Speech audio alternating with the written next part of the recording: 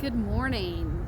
I am here at the church today, and I thought we could do Bible study out in the sacred garden, one of our favorite places, and such a beautiful place at our church. I'm so glad that you've joined us for Bible study this morning. We are going to begin our lesson today thinking about feelings. A lot of times you can tell how someone is feeling based on how their face looks. So I am going to hold up a card and it's going to have a feeling on it, and I want you to show me with your face how you would look if that's what you were feeling. Now, some of them you may need more than just your face. You may need your whole body. So be ready to move. Our first one, excited. How do you look when you're excited? So good. Okay, the next one. How about when you are sad? How do you look when you are feeling sad? Yeah. You may be feeling this one right now. How do you look when you are feeling tired?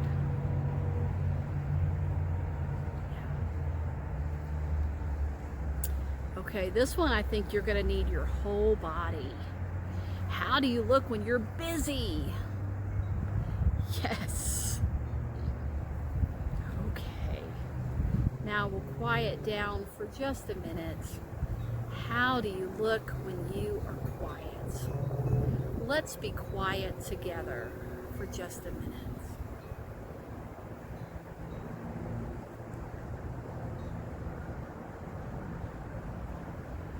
Good job. The last one. How do you look when you are worried? We worry when we're afraid something bad is going to happen, or something's going to happen that's not the way that we want it or think it should be, and so we worry. Jesus talked to his followers about worry, and that's what our Bible story is about today. As I read today's story, I'm going to show you pictures from around the sacred garden. So as you enjoy these pictures of this beautiful place, think about the words that Jesus taught and how the pictures of the flowers and the leaves and the water go with what Jesus had to say to his friends. Listen now as I read from our Bible.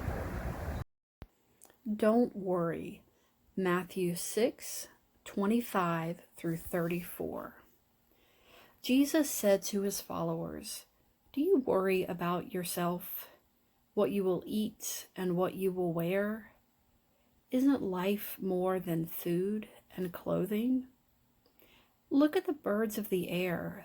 Do the birds worry about growing grain to eat? They do not, but God still cares for their needs. Think about the lilies of the field. They grow and bloom without trying. Yet even King Solomon in all of his glory was not clothed as beautifully as these flowers. God cares for the birds. God clothes the flowers and the grasses of the field, which are alive today and gone tomorrow. How much more will God care for you? Don't worry about what you will eat or drink, or say, 'What will I wear?' God knows that you need all these things. Do your best for God's kingdom.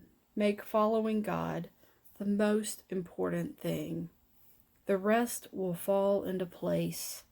Do not worry about what might happen tomorrow. Today's troubles are enough for today. Trust in God's care. God knows what you need." I wonder, wonder how birds know where to find food. I wonder what Jesus thinks we should worry about other than food. I wonder how God knows what we need. I wonder how God feels when you are worried or afraid. And you know, there will be times that you are worried or afraid. And that's okay, because that's your feeling, and your feelings are important, and they matter. But thinking about worry today, I want to share 2 things that are really helpful for me when there's something I'm worried about. And maybe they'll be helpful for you as well. The first thing that I like to do when I'm worried is to pray. I talk to God and I tell God how I'm feeling and what I'm thinking. You know, God hears us when we pray. And even though we can't see God, I believe that God is with us always. And I believe the God who made you loves you very much and cares about you and all that you are thinking and feeling. And so it is good to pray and talk to God when you are worried. I also believe that one of the ways that God cares for us is by giving us loving people in our lives. And so sometimes when I'm worried, I talk to someone in my family. I talk to a close friend. I talk to a mentor or a leader. And I share with them what I'm worried about. And they help me think about it and decide what to do. I want you to think about who you can talk to when you're worried. And it may be a different person depending on what you're worried about.